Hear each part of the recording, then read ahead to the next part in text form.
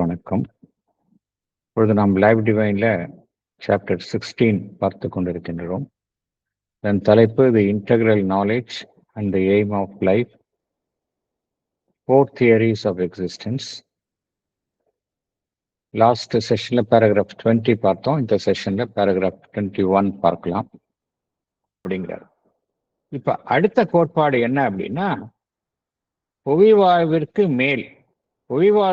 மேலே ஏதாவது உலகங்கள் இருக்கின்றதா, அதில் உண்மையா இல்லை, அதில் எந்த அளவுக்கு அந்த உலகங்கள் எல்லாம் உண்மை, அதில் தனிமனிதனுக்கும் அந்த உயர் உலகங்களுக்கும் என்ன தொடர்பு, இது குறித்து பகவான் கூறுகின்றார். பேராகிராஃப் 21 அதற்குள்ளே செல்லலாம். Chapter 16, The Integral Knowledge and the Aim of Life, 4 Theories of Existence. Paragraph 21. The supra-terrestrial view admits the reality of the material cosmos, and it accepts the temporary duration of Earth and human life as the first fact we have to start from. But it adds to it a perception of other worlds or planes of existence which have an eternal, or at least a more permanent duration. It perceives behind the mortality of the bodily life of man the immortality of the soul within him. A belief in the immortality, the eternal persistence of the individual human spirit apart from the body, is the key word of this conception of life. Explanation. The supra-terrestrial view admits the reality of the material universe. It accepts the temporary duration of Earth and human life as the first fact to start from. But it adds to this fact a perception of other worlds or planes of existence which have an eternal or at least a more permanent duration. It perceives the immortality of the soul within man behind the mortality of his bodily life. A belief in immortality, the eternal persistence of the individual human spirit apart from the body, is the key word of this conception of life. Thank you, sir. Thank you. மூன்றாவது கோட்பாடு என்ன அப்படின்னா, இந்த புவி வாழ்வு என்பதும் உண்மை, reality of the material cosmos. அதே போல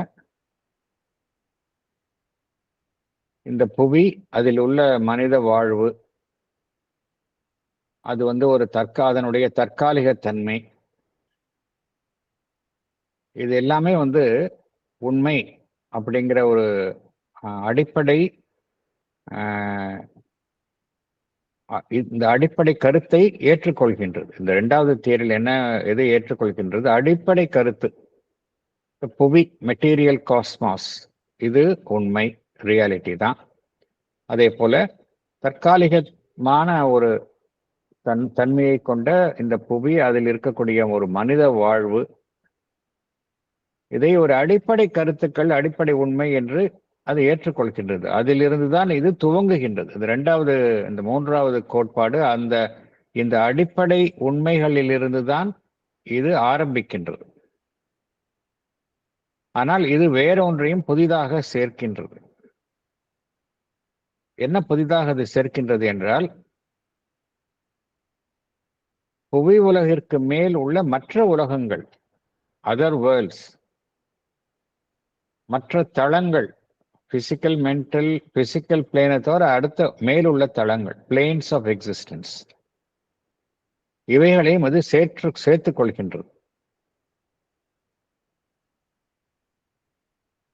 அதெல்லாம் எப்படிப்பட்ட தளங்களாக இருக்கின்றன? இந்த அதர் வேர்ல்ட்ஸ், புவிக்கு மேலுள்ள உலகங்கள், புவிக்கு மேலுள்ள அந்த பிளேன்ஸ் ஆஃப் எக்ஸிஸ்டன்ஸ் எப்படி இருக்கின்றன என்றால்,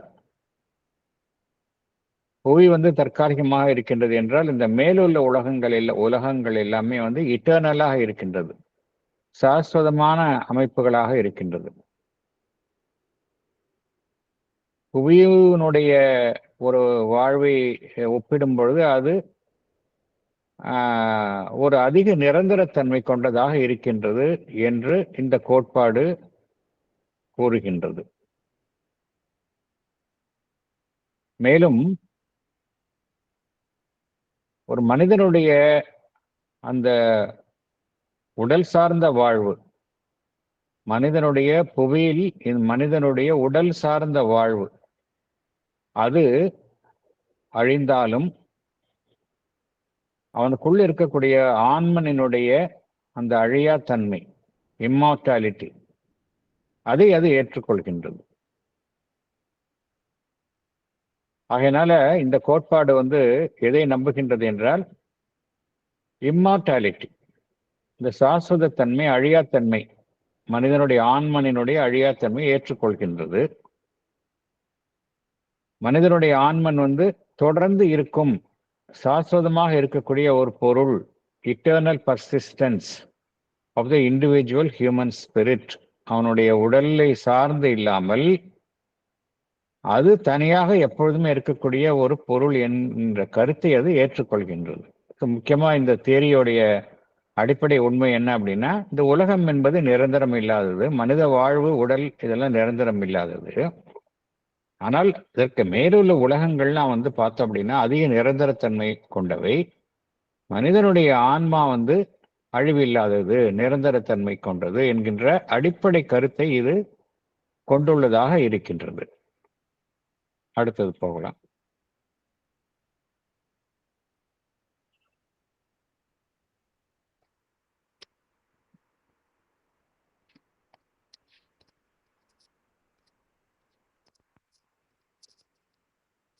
That of itself necessitates its other belief in higher planes of existence than the material or terrestrial, since for a disembodied spirit there can be no abiding place in a world whose every operation depends upon some play of force, whether spiritual, mental, vital, or material, in and with the forms of matter. There arises from this view of things the idea that the true home of man is beyond, and that the earth life is in some way or other only an episode of his immortality or a deviation from a celestial and spiritual into a material existence. Explanation. The belief in immortality of the human spirit necessitates its other belief in higher planes of existence than this earthly life. This is because the disembodied spirit, the surviving spirit after the dissolution of the body, cannot reside in this material world. Here, every worldly operation depends upon some play of force in and with the forms of matter. The play of force may be spiritual, mental, vital, or material. From this view of things arises the idea that the true home of man is beyond. The earth life is in some way or other an episode of his immortality, or it is a deviation from a celestial and spiritual into a material existence. Thank you. Thank you.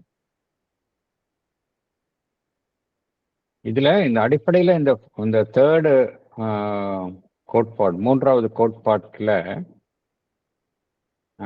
எது நிலையான வாழ்வு அப்படின்னா, நிலையான நிரந்தரமான வாழ்வு எங்கு இருக்கின்றது என்றால் புவிக்கு அப்பாற்பட்ட உலகங்களில்தான் நிலையான வாழ்வு இருக்கின்றது என்பதுதான் அடிப்படை கருத்து.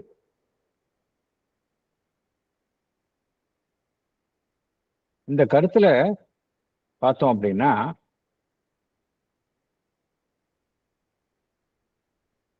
எது குறித்த ஒரு நம்பிக்கை இருக்கின்றது என்றால் உயர் தளங்கள், ஹையர் பிளேன்ஸ் ஆஃப் எக்ஸிஸ்டன்ஸ், இந்த புவி சார்ந்த பிசிக்கல் பிளேன், அதற்கு மேலாக ஹையர் பிளேன்ஸ் ஆஃப் எக்ஸிஸ்டன்ஸ், அதில் அந்த தளங்கள் இருக்கின்றன என்பது குறித்த நம்பிக்கை இங்கு காணப்படுகின்றது.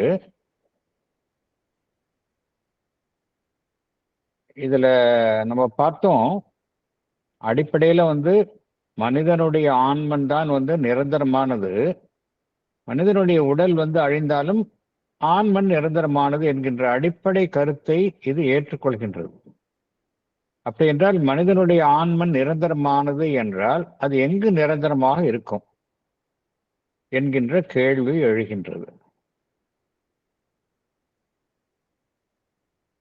இந்த உலகத்தில் அந்த மனிதனுடைய ஆன்மன் நிரந்தரமாக இருக்க முடியுமா அப்படின்னா, ஏன் நிரந்தரமாக இருக்க முடியாது என்று இந்த கோட்பாட்டின் அடிப்படையில் பார்த்தோம் அப்படின்னா, ஏன் நிரந்தரமாக மனிதனுடைய ஆன்மன் இங்கு இருக்க முடியாது என்பதை அது கோருகின்றது என்றால், உலகத்துல பார்த்தோம் அப்படின்னா செயல்படும் சக்திகள், இந்த உலகத்துல different kinds of forces are at play. ஒன்று ஆன்மீகம் தொடர்பான சக்திகள் செயல்படுகின்றன, மனோதளத்தை சார்ந்த சக்திகள் செயல்படுகின்றன, பிராணமயத்தை சார்ந்த சக்திகள் செயல்படுகின்றன, சடதளத்தை சார்ந்த சக்திகள் செயல்படுகின்றன. Spiritual, mental, vital, material forces தான் இந்த உலகத்தில் செயல்படுகின்றன. இதெல்லாம் எப்படி செயல்படுகின்றது என்றால், எதன் அடிப்படையில், எதை அடிப்படையாக கொண்டு செயல்படுகின்றன என்றால், எல்லாமே சடப்பொருளினுடைய வடிவங்கள். இந்த புவியில பார்த்தோம் அப்படின்னா எல்லாமே சடப்பொருளை கொண்ட வடிவங்களை ஆதாரமாக கொண்டுதான் இந்த அனைத்து சக்திகளும் செயல்படுகின்றன. மனிதன் என்கின்ற உடல், அதனை ஆதாரமாக வைத்துதான் மனிதனுடைய ஆன்மன் செயல்படுகின்றது. ஆனால்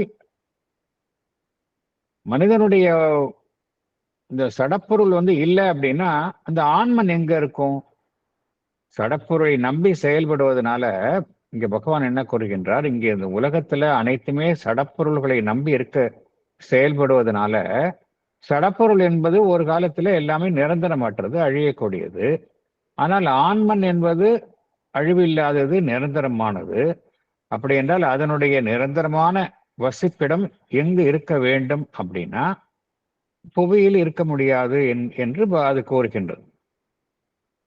புவியில ஏன் இருக்க முடியாதுன்னா, புவியில எல்லாமே மெட்டீரியல் நம்பிதான் இருக்கும், அது ஒரு காலத்துக்கு அழிவுக்குட்பட்டு இருக்கும். ஆகையினால உடலிலிருந்து விடுபட்ட ஆன்மன் இங்கு நிரந்தரமாக இருக்க முடியாது, அதற்கு மேலுள்ள உலகங்களில் தான் அது நிரந்தரமாக இருக்க முடியும் என்று இந்த கோட்பாடு கோருகின்றது. அப்படின்னா இதன் அடிப்படையில பார்த்தோம் அப்படின்னா, ஒரு மனிதனுடைய உண்மையான வசிப்பிடம், ட்ரூ ஹோம் ஆஃப் மேன், அது எங்க இருக்கின்றது என்றால் இந்த புவியில் இல்லை, மேலுலகங்களில் தான் ஒரு மனிதனுடைய நிரந்தரமான வசிப்பிடம் இருக்கின்றது என்கின்ற ஒரு கருத்து உருவாகின்றது. இந்த அடிப்படையில பார்த்தோம் அப்படின்னா அது புவி வாழ்வு என்பது என்ன, ஏர்த்லி லைஃப் அப்படிங்கிறது என்ன அப்படின்னா, அது அவனுடைய தொடர்ந்து சாஸ்வதமாக இருக்கக்கூடிய அவனுடைய இருப்பில் ஒரு தற்காலிக நிகழ்வு, அதுதான் புவி வாழ்வு. புவி வாழ்வுனா என்ன அப்படின்னா, அவனுடைய வாழ்வு என்பது நிரந்தரமானது, சாஸ்வதமானது.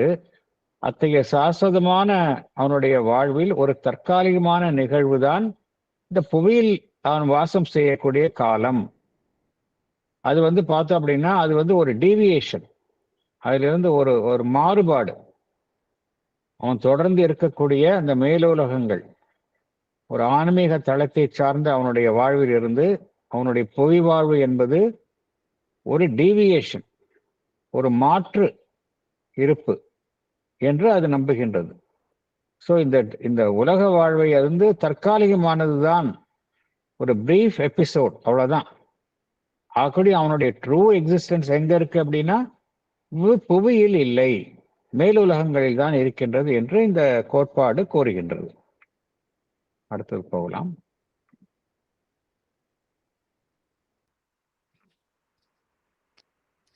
Paragraph 22. But what then is the character, the origin and end of this deviation? There is first the idea of certain religions, long persistent, but now greatly shaken or discredited, that man is a being primarily created as a material living body upon earth, into which a newly born divine soul is breathed, or else with which it is associated by the fiat of an almighty creator. A solitary episode. This life is his one opportunity from which he departs to a world of eternal bliss, or to a world of eternal misery, either according as the general or preponderant balance of his acts is good or evil, or according as he accepts or rejects, knows or ignores a particular creed, mode of worship, divine mediator, or else according to the arbitrary predestining caprice of his creator. But that is the supra-terrestrial theory of life in its least rational form of questionable creed or dogma. Explanation. Yes.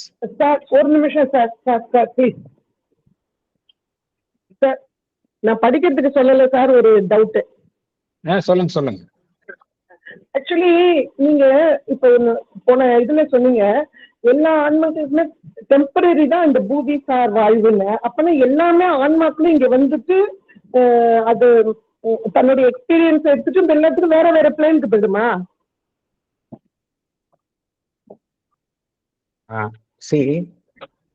இது இந்த no doubt பார்த்தோம் அப்படின்னா இந்த மனிதனுடைய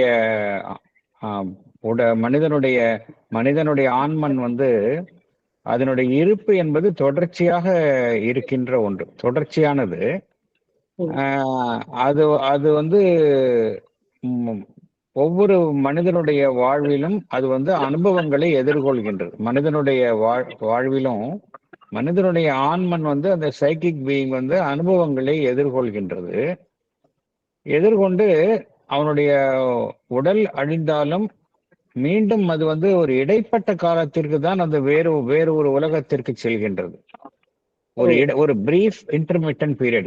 Again it is coming back to the earthly life, takes a different body, then அந்த வாழ்வில் ஈடுபடுகின்றது, தொடர்ந்து அனுபவங்களை எடுத்துக்கொள்கின்றது. மீண்டும் அந்த உடல் அடைந்து இன்னொரு உடலின் மூலமாக அது இன்னொரு உடலுக்கு. சோ இதுல ஆன்மன் வளர்ச்சி அடைகின்றது.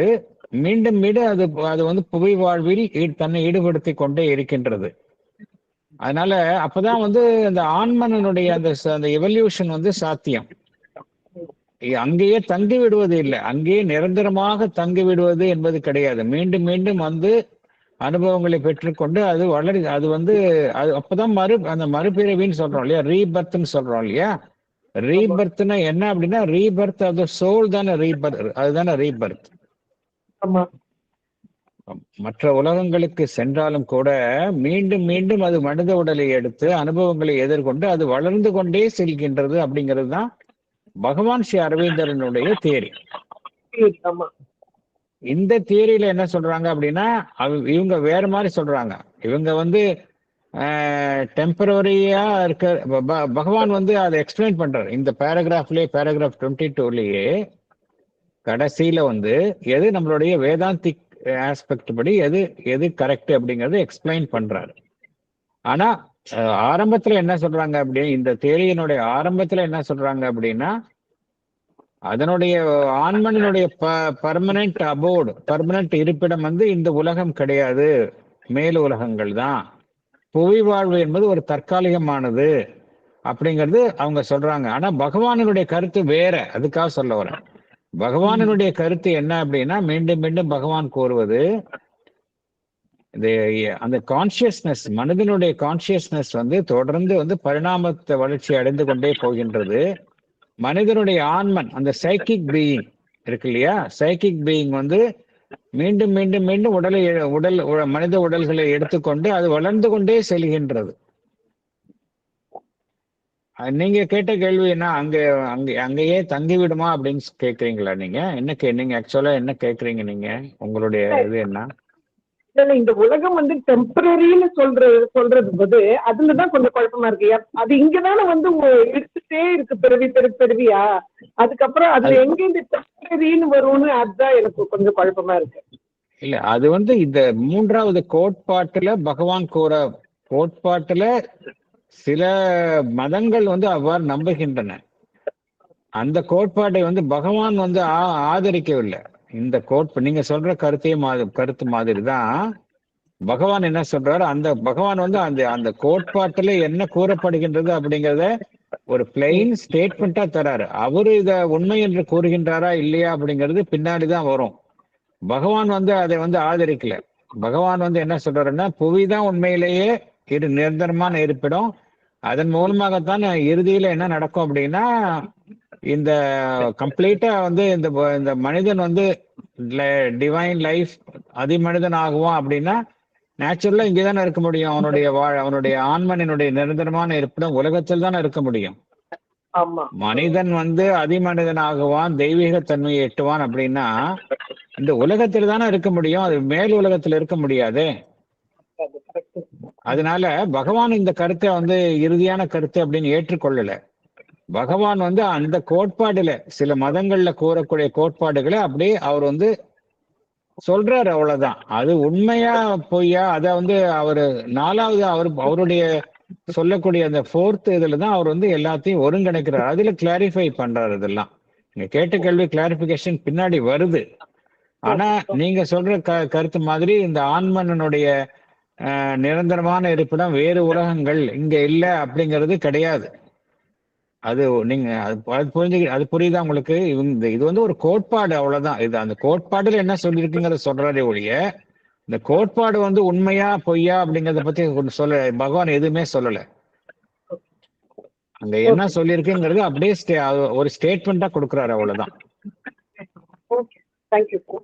இது வந்து ஒரு கோட்பாடு. அந்த கோட்பாடுபடி என்ன சொல்றாங்க அப்படின்னா, உலகம் வந்து இந்த உலகம் வந்து ஒரு டெம்பரரி ஸ்டே, அந்த ஆன்மனினுடைய டெம்பரரி ஸ்டேக்காக ஏற்படுத்தப்பட்டுள்ள ஒன்று.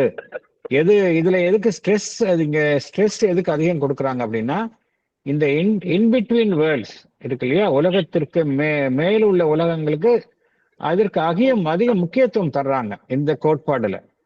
பகவானுடைய கருத்து அப்படி கிடையாது. அதுக்காக சொல்றேன் நான். Okay sir, thank you sir.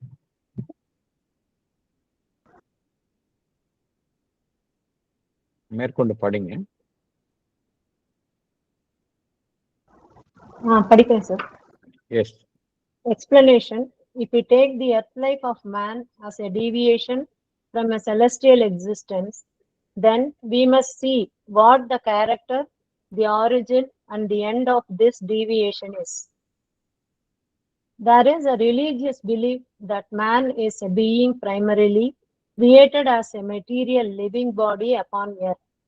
A newly born divine soul is breathed into his body, or the soul is associated with his body by the fiat, command, or decree of an almighty creator. Here, his life is considered a solitary episode without any prior or subsequent occurrence.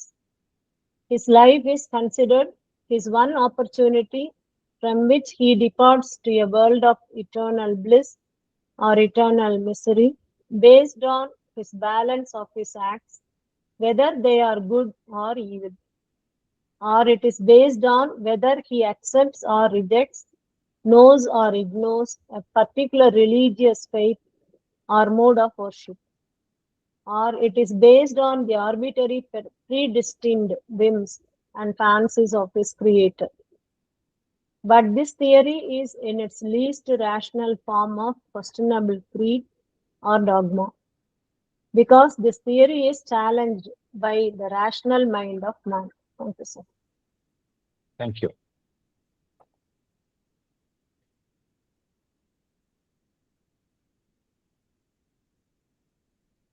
இந்த Christian ஃபெய்த்தை பத்தி தான் இங்க பகவான் சொல்றாங்க. அவங்க என்ன சொல்றாங்க அப்படின்னா, புவியில மனிதன் இருக்கக்கூடிய வாழ்வு என்பது ஒரு டீவியேஷன். டீவியேஷன் என்ன அர்த்தம்? ஒரு நேர் பாதையில போயிட்டு இருக்கோம், அதுல இருந்து ஒரு மாற்று பாதையில போறோம் இல்லையா, அதான் டீவியேஷன். ஸோ இந்த அவனுடைய எக்ஸிஸ்டன்ஸ் வந்து ஹெவன்ல இருக்கு, இங்க இல்லை, செலஸ்டியல் எக்ஸிஸ்டன்ஸ். அதுல இருந்து டீவியேட் ஆகி அவன் எர்த்துக்கு வர்றான் அப்படின்னு அவங்க சொல்றாங்க. அப்படி பார்க்க போனா எத்தகைய டீவியேஷன், அந்த மாற்றம் என்பது அதனுடைய தன்மை என்ன, அதனுடைய ஆரிஜின் என்ன, அதனுடைய முடிவு என்ன அப்படிங்கிறத நம்ம பார்த்தோம் அப்படின்னா, கிறிஸ்டியன் பிலீஃப் சில மதம் அது போல அது சார்ந்த மதங்கள்ல என்ன சொல்றாங்க அப்படின்னா, எப்படி மனிதன் வந்தான், படைக்கப்பட்டான் அப்படின்னா,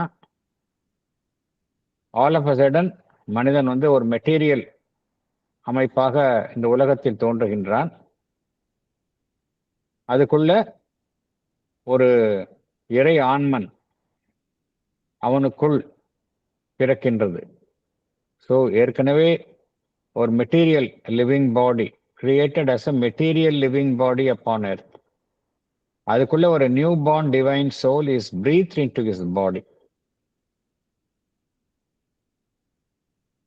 இவ்வாறு கூறுகின்றது. அல்லது அந்த ஆன்மன் வந்து எப்படி அந்த மனிதனுடைய உடலுடன் தொடர்பு கொண்டுள்ளது என்றால், எந்த ஒரு சக்தி அந்த மனிதனை படைக்கின்றதோ, ஒரு கிரியேட்டர் அண்ட் கிரியேட்டட். இது வந்து கிறிஸ்டியன் பிலீஃப். நம்மளுடைய அந்த அதாவது மற்ற வேதாந்திக் ட்ரூத்தில் அது மாதிரி கிடையாது. கிறிஸ்டியன் பிலீஃப்ல என்ன சொல்றாங்க அப்படின்னா, எல்லாருமே அங்க வந்து படைத்தவன் அவனுடைய படைப்பு அப்படிங்கிறத அவங்க டிஃபரன்ஷியேட் பண்றாங்க, கிரியேட்டர் அண்ட் கிரியேட்டட். ஆனால் இந்த வேதாந்திக் ட்ரூத்ல என்ன அப்படின்னா, எல்லாமே ஒண்ணுதான். There is one without a second. Brahman தான் வந்து கிரியேட்டராகவும் இருக்கின்றான், கிரியேட்டடாகவும் இருக்கிறான் இல்லையா? பிரம்மன் தான் கிரியேட்டராகவும் இருக்கின்றான், கிரியேட்டடாகவும் இருக்கின்றான். ஸோ இந்த வேதாந்திக் ட்ரூத் படி பார்த்தோம் அப்படின்னா அந்த டிஃபரன்சியேஷன் கிடையாது. கிறிஸ்டியன் பிலீஃப்ல அவங்க என்ன சொல்றாங்க, there is a god the creator அப்படிங்கறது அவங்க நம்புறாங்க. அதுல வந்து ஒரு மெட்டீரியல் பாடி இருக்கு, அதுல வந்து சோல், அதுக்குள்ள வந்து ஒரு இறை ஆன்மன், divine newly born divine soul is breathe into his body. அது வந்து அல்லது அந்த உடலுடன் ஒரு இறை ஆணையின்படி அது தொடர்பு கொள்கின்றது என்றெல்லாம் அந்த பிலீஃப் இருக்கு. இங்குதான் வந்து பார்த்தோம் அப்படின்னா, இந்த தனிமனிதனுடைய வாழ்வு என்பது ஒரு சாலிட்டரி எபிசோட். சாலிட்டரி எபிசோட்னு என்ன அர்த்தம் அப்படின்னா, பேசிக்கலா வேதாந்திக் ட்ரூத் என்ன அப்படின்னா, மனிதனுடைய வாழ்வு என்பது சாலிட்டரி எபிசோட் கிடையாது இல்லையா? மனிதனுடைய வாழ்வு என்பது ஒரு தனியே இருக்கக்கூடிய ஒரு நிகழ்வு கிடையாது. He has the past behind him. He has before him a long future. அப்படிதான் வேதாந்திக் ட்ரூத். ஒரு மனிதன் எடுத்துக்கொண்டா அப்படின்னா அதுக்குள்ள இருக்கக்கூடிய அந்த ஆன்மன் வந்து ரியல், அந்த அந்த மனிதனுக்கு இருக்கக்கூடிய அந்த ட்ரூத், த ட்ரூ செல்ஃப். இந்த ட்ரூ செல்ஃப்க்கு வந்து சாலிட்டரி எக்ஸிஸ்டன்ஸ் கிடையாது. எவ்வளவோ கடந்த கால வாழ்வுகள் இருக்கின்றன, ப்ரெசன்ட் லைஃபும் இருக்கு, ஃபியூச்சர் லைஃப்ஸும் இருக்கு. So there is no solitary existence. ஆனால் சில மதங்கள் என்ன சொல்றாங்க அப்படின்னா, மனிதனுடைய வாழ்வு என்பது ஒரு சாலிட்டரி எபிசோட் அப்படிங்கிறாங்க. பிந்தையதும் இல்லை, முந்தையதும் இல்லை. ஏனென்றால் கிறிஸ்டியானிட்டியில வந்து அவங்க வந்து மறுபிறப்பை ஏற்றுக்கொள்வது கிடையாது இல்லையா? அது அந்த ரீபர்த் அதெல்லாம் வந்து அவங்க ஏற்றுக்கொள்வது கிடையாது. பகவான் அதைத்தான் இங்க குறிப்பிடுகின்றார். அதுல என்ன சொல்றாங்க அப்படின்னா, லைஃப் தான் இருக்கிற லைஃப் தான் உனக்கு வந்து வழங்கப்பட்டுள்ள ஒரு ஆப்பர்ச்சுனிட்டி, வாய்ப்பு. நீ அங்கேருந்து நீங்க எங்க போலாம் அப்படின்னா, ஒரு சாஸ்வதமான ஒரு பிளிஸ், ஹெவனுக்கு போலாம், to a world of eternal bliss. இல்ல ஹெல்லுக்கு போலாம், to a world of eternal misery. எதன் அடிப்படையில நீ வந்து சொர்க்கத்துக்கும் ஒரு மனிதன் சொர்க்கத்திற்கும் நரகத்திற்கும் செல்வான் என்றால், அவனுடைய செயல்பாடுகள்ல எது வந்து அதிகம் இருக்கின்றதோ, நன்மை அதிகமா, குட் ஆர் ஈவில், குட் அதிகமா இருந்ததுன்னா அவன் சொர்க்கத்திற்கு செல்வான், தீமை அதிகம் செய்திருந்தால் அவன் நரகத்திற்கு செல்வான் அப்படின்னு என்றும் கூறுகின்றது. அல்லது அந்த மனிதன் எதை ஏற்றுக்கொள்கின்றானோ அல்லது மறுக்கின்றானோ, அல்லது எது குறித்த அவனுடைய அறிவு இருக்கின்றதோ அல்லது எது குறித்து அவன் அறியாமல் இருக்கின்றானோ, இதெல்லாம் எது குறித்து என்றால் அந்த ஒரு பர்டிகுலர் மதம் சார்ந்த நம்பிக்கை, பர்டிகுலர் கிரீட், மதம் சார்ந்த வழிபாடு, மோட் ஆஃப் வர்ஷிப், ஒரு இறை தூதர், டிவைன் மீடியேட்டர், அல்லது அவனை படைத்த அந்த இறைவன் என்ன நினைக்கின்றானோ. ஸோ இதன் அடிப்படையில் எல்லாம் பார்த்தோம் அப்படின்னா தான் அவன் சொர்க்கத்திற்கு செல்ல வேண்டுமா நரகத்திற்கு செல்ல வேண்டுமா என்பது தீர்மானிக்கப்படுகின்றது. ஆனால் இந்த பர்டிகுலர் கோட்பாடு, இந்த வகையான இந்த ரீதியில் நாம் காணக்கூடிய அந்த அந்த அந்த கோட்பாடு என்பது பார்த்தோம் அப்படின்னா, மனிதனுடைய அறிவுக்கு புறம்பானதாக இருக்கின்றது இல்லையா? மனிதன் வந்து ஒரு நல்ல சிந்திக்க தெரிந்த மனிதன் வந்து கேள்வி கேட்க ஆரம்பிச்சிருவான். அது எப்படி சொல்றீங்க? எது நல்லது, எது கெட்டது, எது சொர்க்கம், எது நரகம், ஏன் அவ்வாறு என்னை படைத்தவன் வந்து என்னை நல்லது தீமை செய்வதற்கு தூண்ட வேண்டும், இதெல்லாம் கேட்க ஆரம்பிச்சிருவாங்க. அதனால பகவான் என்ன சொல்லுகின்றார்? But that is a supra terrestrial theory of life. இந்த பர்டிகுலர் தியரி, இந்த கருத்தை தான் பகவான் குறிப்பிடுகின்றார். But that is a supra terrestrial theory of life in its least rational form of questionable creed or dogma அப்படிங்கிறார். அது எப்படி இருக்கு அப்படின்னா, அதுக்கு பின்னால் உள்ள லாஜிக்கை நம்மளால புரிஞ்சுக்க முடியல அப்படிங்கிறார். அடுத்தது போகலாம். பகவான் வந்து கிளாரிஃபை பண்றாரு. இந்த பேராகிராஃப்ல he gives clarity, எது கரெக்ட் அப்படிங்கறத கிளாரிஃபை பண்றாரு. இது எப்படி நம்ம புரிஞ்சுக்கலாம் அப்படிங்கறத பகவான் வந்து கிளாரிஃபை பண்றாரு. அடுத்தது போகலாம்.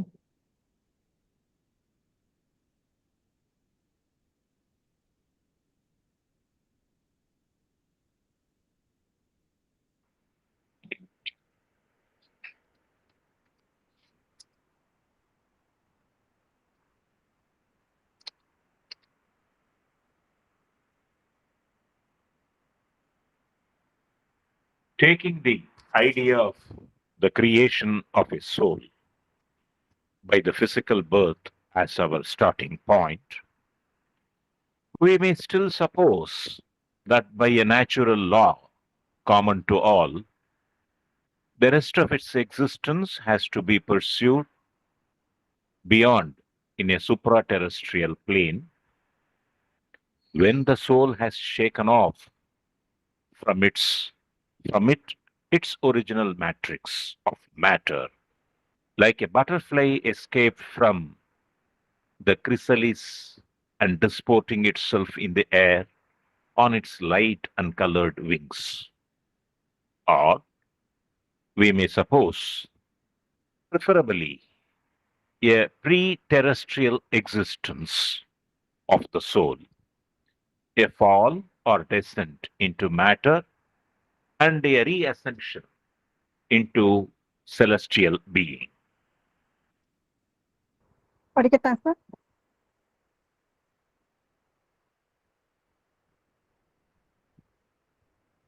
If we accept the idea that the soul is created by the physical birth as our starting point, we may suppose that the rest of the existence of the soul has to be pursued beyond a supraterrestrial plane when the soul escapes in its flight from the earthly existence.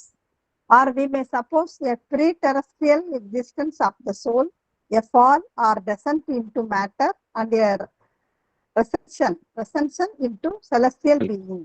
Thank you, sir. Bye.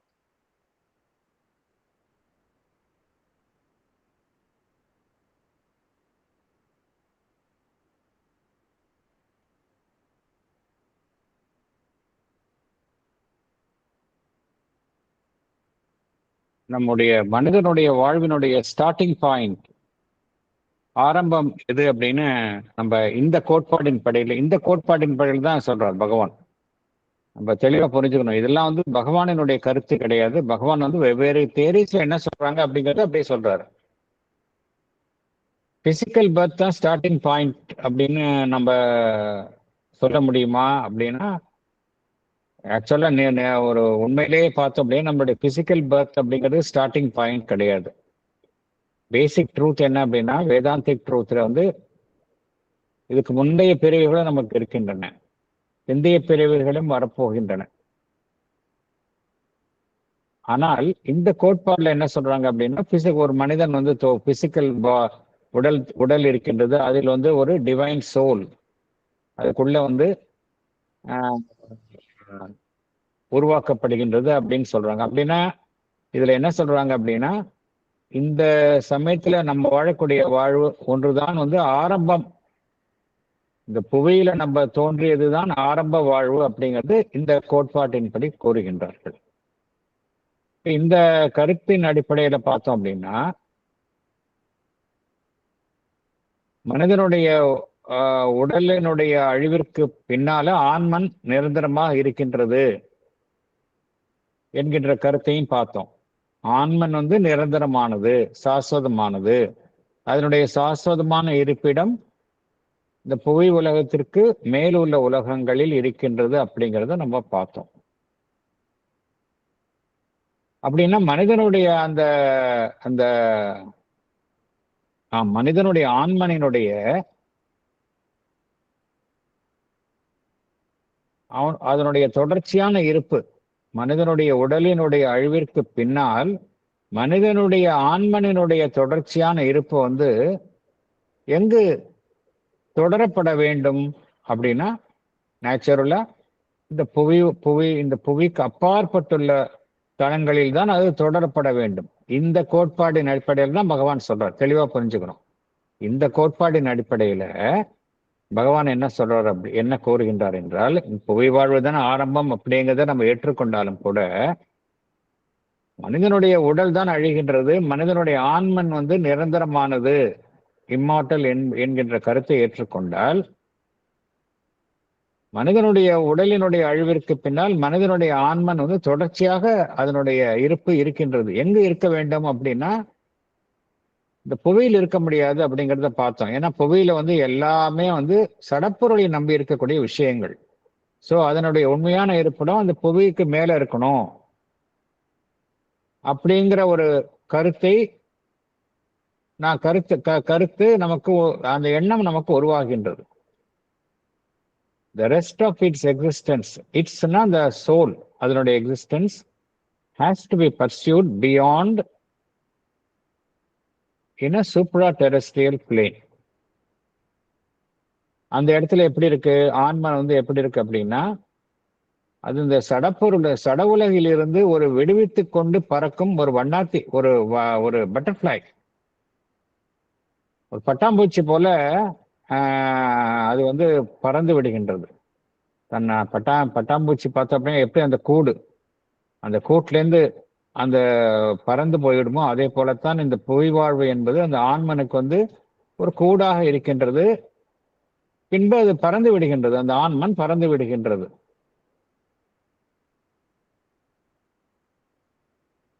அல்லது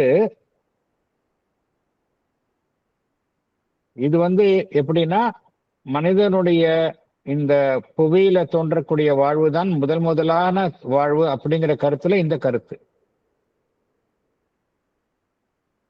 இதற்கு சற்று மாறுதலாக வேறொரு கருத்தையும் நாம் கவனத்தில் கொள்ளலாம். அது என்ன கருத்து அப்படின்னா, மனிதனுக்கு வந்து இந்த புவியில தோன்றக்கூடிய வாழ்வு தான் வந்து முதலான வாழ்வு கிடையாது. அதாவது மனிதனுடைய ஆன்மாவிற்கு இந்த புவியில தோன்றக்கூடிய வாழ்வு தான் வந்து முதலான ஒரு எக்ஸிஸ்டன்ஸ் கிடையாது. அதற்கு வந்து புவி வாழ்விற்கு முன்னரே அதற்கு வந்து ஒரு எக்ஸிஸ்டன்ஸ், ஒரு இருப்பு இருக்கின்றது என்பதை ஏற்றுக்கொள்ளலாம் நம்ம. We may suppose preferably a pre-terrestrial existence of the soul. இதுதான் வந்து வேதாந்திக் ட்ரூத். முதல்ல சொன்னது கிறிஸ்டியன் வியூ பத்தி சொல்றார் பகவான். இது வேதாந்திக் ட்ரூத். வேதாந்திக் ட்ரூத்ல என்ன சொல்றாங்க, ஆன்மன் வந்து எப்பொழுதுமே இருக்கின்றது. ஆன்மனுக்கு வந்து தோன்றுகின்றது, மறைகின்றது, தோன்றுகின்றது, மறைகின்றது. அது தொடர்ச்சியான இருப்பு இருக்கின்றது. அதுக்கு வந்து மனிதனுடைய வாழ்வு என்பது வாழ்வில் வந்து தோன்றினாலும் அதற்கு முன்னமே அதனுடைய இருப்பு இருக்கின்றது என்பதை அவர்கள் ஏற்றுக்கொள்கிறார். வேதாந்திக் ட்ரூத் படி அந்த கருத்து ஏற்றுக்கொள்ளப்படுகின்றது. அது என்ன நடைபெறுகின்றது, a fall or descent into matter. அந்த ஆன்மன் இந்த சட உலகிற்குள் இரக்கம் கொள்கின்றது. இரக்கம் கொண்டுள்ள அந்த ஆன்மன் என்ன செய்கின்றது, மேலும் மேலெழுந்து அந்த உயர்வான ஒரு நிலையை எட்டுகின்றது. ஒரு சுழற்சியாக இது நடந்து கொண்டே இருக்கின்றது. இதுவும் வந்து ஒரு ஏற்றுக்கொள்ளக்கூடிய கருத்து. இந்த கருத்தையும் நம்ம ஏற்றுக்கொள்ளலாம் என்று பகவான் குறிப்பிடுகின்றார். இது வந்து ஒரு டிஃபரெண்ட் வியூ. முதல்ல சொன்னது கிறிஸ்டியன் வியூ, இரண்டாவது சொன்னது வேதாந்திக் வியூ பகவான் சொல்கின்றார். அடுத்தது போகலாம்.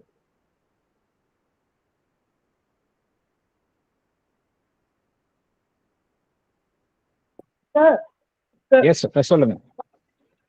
ஸ்டார்டிங் பாயிண்ட் இந்த எர்த் இது கடைசியும் இங்கதான் இருக்குமா சார், புவியில தான்? ஏன்னா நம்ம வந்து பகவான் சொல்றபடி பார்த்தானா நம்ம இங்கதானே சுப்பிரமன் இங்கதான் வரும், புவி வாழ்வு தான் life, earthly life becomes life divine சொல்லும்போது, அப்பனா ஸ்டார்டிங் பாயிண்ட் நம்ம ஏத்துட்டோன்னா கடைசியும் இங்கதானே வரும் இல்லையா? அதாவது இங்க நம்ம பகவானுடைய லைஃப் டிவைன்ல என்ன, நான் பேசுறது கிளியரா இருக்கா?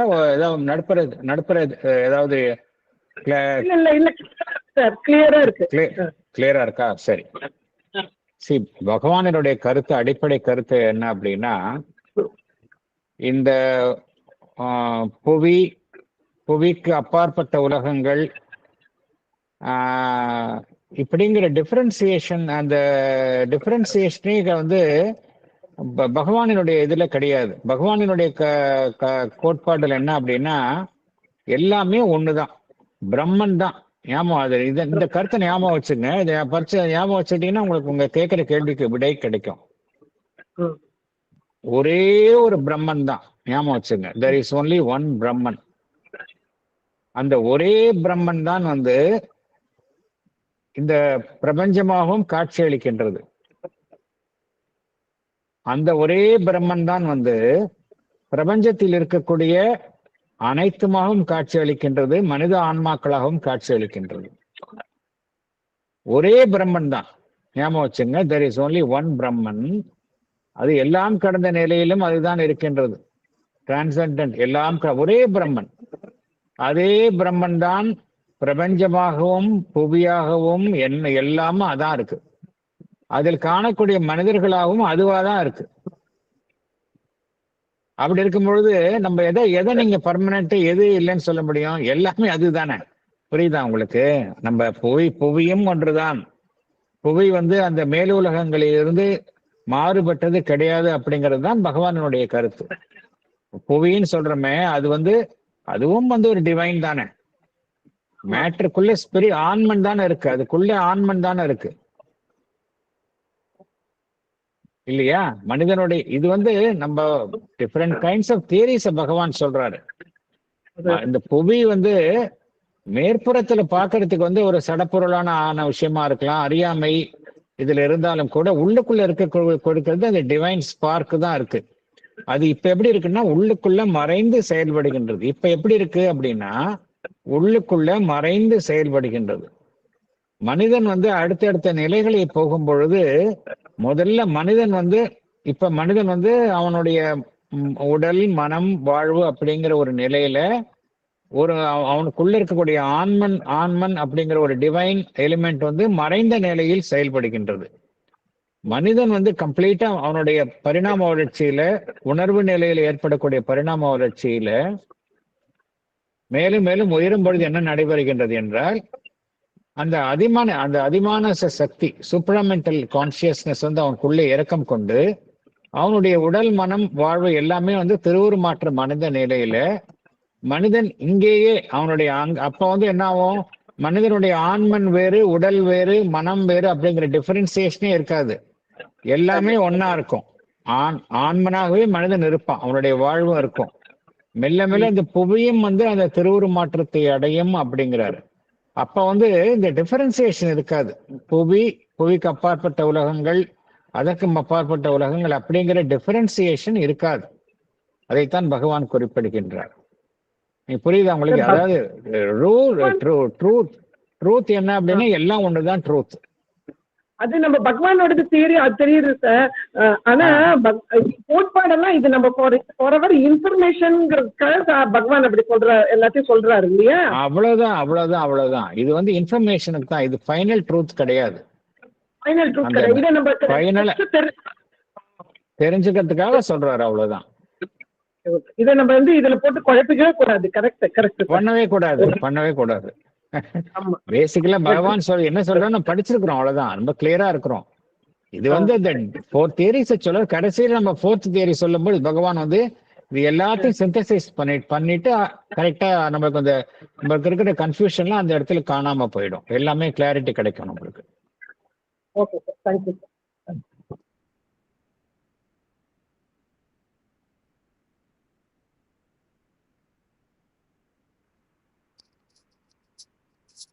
If we admit the soul's pre-existence, there is no reason to exclude this last possibility as an occasional spiritual occurrence. A being belonging to another plane of existence may conceivably assume for some purpose the human body and nature. But this is not likely to be the universal principle of earth existence or a sufficient rationale for the creation of the material universe.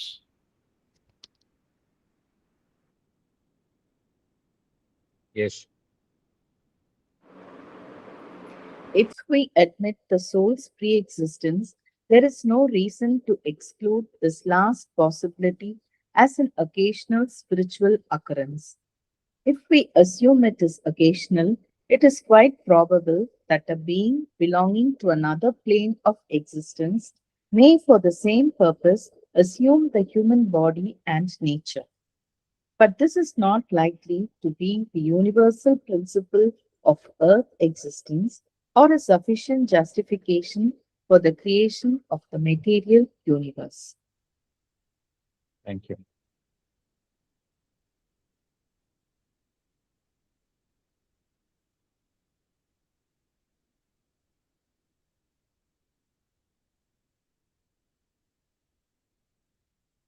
நம்ம வந்து இந்த கோட்பாடுல நம்ம என்ன பார்த்தோம் அப்படின்னா, மனிதனுடைய ஆன்மன் வந்து நிரந்தரமா இருக்கக்கூடிய உலகம். இது பேசிக்கா இந்த தேரியில என்ன ஸ்ட்ரெஸ் பண்றாங்க அப்படின்னா, இந்த புவி உலகத்திற்கு மேல உள்ள உலகங்களுக்கு தான் இங்க முக்கியத்துவம் தராங்க, அதுக்கு தான் இம்பார்ட்டன்ஸ் தராங்க. புவி உலகம் வந்து ஒரு தற்காலிகமான நிகழ்வு, ஒரு ஆக்சிடென்ட், ஒரு டீவியேஷன், இப்படிலாம் தான் சொல்றாங்க. ஒரு நிரந்தரமான ஒரு அமைப்பு கிடையாது. அப்படிதான் இவங்க சொல்றாங்க. இதுல எதுக்கு ரொம்ப இம்பார்ட்டன்ஸ் கொடுக்குறாங்க அப்படின்னா, புவி உலகத்திற்கு உள்ள மேலுள்ள உலகங்களுக்கு தான் இம்பார்ட்டன்ஸ் கொடுக்குறாங்க. அங்கதான் மனிதனுடைய ஆன்மன் வந்து நிரந்தரமாக எப்பொழுதுமே இருக்கின்றது. இங்க சும்மா எப்பயாவது வந்து விசிட் பண்ணிட்டு போயிடுது அப்படின்னு தான் அவங்க சொல்றாங்க. மேலும் அவங்க என்ன சொல்றாங்க, இந்த புவி உள்ள ஒரு மனிதன் பிறக்கின்றான், மனிதன் தோன்றுகின்றான் என்றால் அதுதான் அவனுடைய ஃபர்ஸ்ட் எக்ஸிஸ்டன்ஸ் அப்படிங்கிறாங்க. மனிதனுடைய ஆன்மாவும் அப்பதான் வந்து மனிதன் இந்த உலகத்திற்குள் பிரவேசிக்கின்றது. அதுக்கு முன்னாடி அந்த மனிதனுடைய ஆன்மன் வந்து இந்த உலகத்தில் வரவே இல்லை. ஃபர்ஸ்ட் என்ட்ரி இந்த உலகத்துல எப்போ வருது, அந்த ஒரு மனிதனுடைய ஆன்மன் அப்படின்னு எடுத்துக்கொண்டால் அதனுடைய ஃபர்ஸ்ட் என்ட்ரி இந்த உலகத்துல எப்போ வருது அப்படின்னா, எப்ப அந்த மனிதன் தோன்றுகின்றானோ அப்பதான் வருது. அப்படின்னா அந்த ஆன்மனை பொறுத்த வரைக்கும் அதுதான் ஃபர்ஸ்ட் என்ட்ரி அப்படின்னு சொல்றாங்க. ஆனா நம்ம ஏற்கனவே பார்த்தோம் அது அது அது கிடையாது அப்படிங்கிறது. நம்ம பகவான் வந்து வேற ஒரு பாசிபிலிட்டியும் டிஸ்கஸ் பண்ணியிருக்காரு. அது என்ன பாசிபிலிட்டி? ஆன்மன் தொடர்ந்து இருக்கின்றது, அது இந்த சட உலகிற்குள் இறக்கம் கொள்கின்றது, மீண்டும் அது திரும்பி செல்கின்றது. அப்படி இருக்கும்போது எந்த கருத்தை நம்ம ஏற்றுக்கொள்ளணும் அப்படின்னா, சோல்ஸ் ப்ரீ எக்ஸிஸ்டன்ஸ். ஸோ ஆன்மன் வந்து ஒரு மனிதன் உடல்ல இருக்கு அப்படின்னா அது ஃபர்ஸ்ட் டைம் கிடையாது அப்படிங்கிறத நம்ம ஏற்றுக்கொள்ளணும். ஏற்கனவே இந்த ஆன்மன் இந்த உலகத்துல இருந்திருக்கு, அந்த உடல்ல இருந்து வெளியே போய் அப்புறம் திருப்பி இந்த வேறொரு உடலுக்குள்ள வந்திருக்கு. எந்த கருத்தை ஏற்றுக்கணும் அப்படின்னா, ஆன்மனுக்கு ஏற்கனவே இந்த உலகத்துல ஒரு முந்தைய வாழ்வு உண்டு அப்படிங்கிற ஒரு கருத்தை நம்ம ஏத்துக்கணும். If you admit the soul's pre existence. Soul's pre existence இருக்குன்னு சொல்லும் பொழுது இந்த கருத்தை நம்ம ஏற்றுக்கொண்டால் ஒரு தனி மனிதனுடைய வாழ்வு, அதில் ஒரு மனிதனுடைய ஆன்மன் வசித்தல் என்பது ஒரு தற்காலிக நிகழ்வு அப்படிங்கிறது சொல்ல முடியாது இல்லையா? ஒரு சாலிட்டரி ஈவெண்ட் இல்ல ஒரு எபிசோடு அப்படின்னு சொல்ல முடியாது. ஏதோ ஒரு தொடர்ச்சியாக நடந்து கொண்டிருக்கின்றது. அந்த தொடர்ச்சியான நிகழ்வுல இது அப்படிதான் சொல்ல முடியுமே ஒழிய அக்கேஷனல் ஸ்பிரிச்சுவல் அக்கரன்ஸ் சொல்ல முடியாது. அக்கேஷனல் எப்பொழுதாவது நிகழக்கூடிய ஒரு நிகழ்வு, ஆன்மீக நிகழ்வு, மனிதன் இந்த உலகத்தில் தோன்றுவதும் அவனுள் ஒரு ஆன்மன் உருவாகி இருப்பதும் எப்பொழுதாவது நிகழக்கூடிய ஒரு ஆன்மீக நிகழ்வு அப்படின்னு சொல்ல முடியாது. ஏன்னா அது தொடர்ச்சியான நிகழ்வு. எப்பொழுதாவது நிகழக்கூடியது என்பது வேறொரு மதத்துல சொல்றாங்க. அது மாதிரி சில மதத்துல இது மாதிரி நம்புறாங்க. ஆனால் வேதாந்திக் ட்ரூத் அது மாதிரி கிடையாது. வேதாந்திக் ட்ரூத் என்ன சொல்கின்றது? Soul is eternal. It has pre existence, present existence, post existence. It is always eternal. அதைத்தான் அது சொல்கின்றது. பகவான் இங்க வந்து ஒரு மாற்று கருத்தை சொல்றார். என்ன சொல்றார் அப்படின்னா, if you admit the soul's pre existence, there is no reason to exclude this last possibility. Last பாசிபிலிட்டினா கடைசியா பார்த்தது.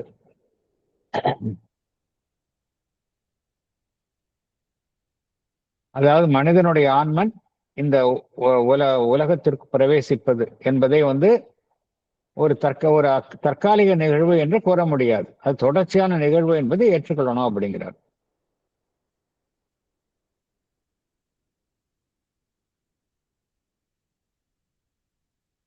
அவ்வாறு ஏற்றுக்கொள்ளல அப்படின்னா என்ன நடக்கும், என்ன சொல்லலாம்? அவ்வாறு இல்ல, அது மாதிரி கிடையாது அப்படின்னு சொல்லலாம். அப்படின்னு நம்ம சொன்னா பகவான் இங்க வேற ஒரு கருத்தை சொல்கின்றார்.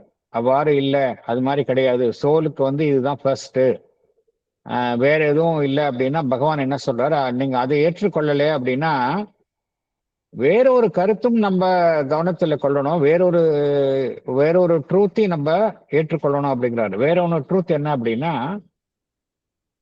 a being belonging to another plane of existence may conceivably assume for some purpose the human body and nature.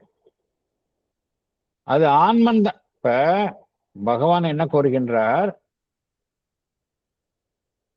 இந்த உலகத்தில முதலாக தான் மனித உடலின் மூலமாகத்தான் ஒரு ஆன்மன் தோன்றுகின்றது. அதுக்கு முன்னாடி அதுக்கு இருப்பு கிடையாது. அக்கேஷனலா எப்பாவது ஏதோ ஒரு உடலை சூஸ் பண்ணி அந்த உடலுக்குள்ள ஆன்மன் வருது அப்படிங்கிற கருத்தை நம்ம ஏற்றுக்கொண்டீங்கன்னா, அது ஆன்மன் தான் உள்ள வருது அப்படிங்கிறதுக்கு என்ன நிச்சயம் அப்படின்னு கேட்கிறாரு. அது வேற ஏதாவது ஒரு பீயிங்கா கூட இருக்கலாம், வேற ஒரு அமைப்பா கூட இருக்கலாம். அது ஒரு மனிதனுடைய ஆன்மன் தான் அப்படிங்கிறதுக்கு என்ன அத்தாட்சி அப்படிங்கிறார்.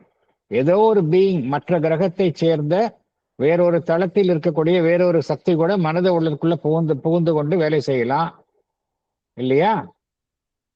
ஆனால் அது universal principle of earth existence, இந்த பிரபஞ்ச விதியின்படி அது சாத்தியமில்லை.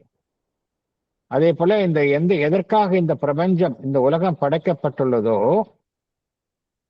அந்த காரணத்திற்காக இல்லை, வேறொரு காரணத்திற்காக இந்த பிரபஞ்சம் படைக்கப்பட்டிருக்கின்றது.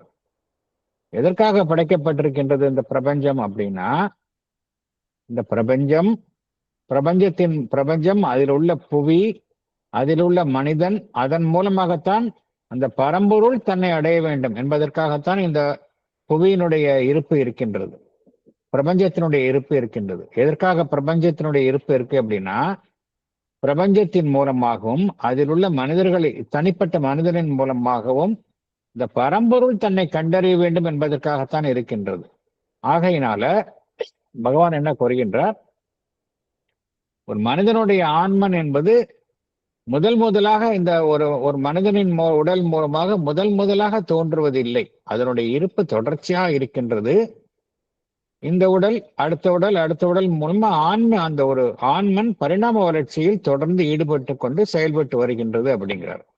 அந்த கருத்தை தான் நீங்க வலியுறுத்துகின்றார்.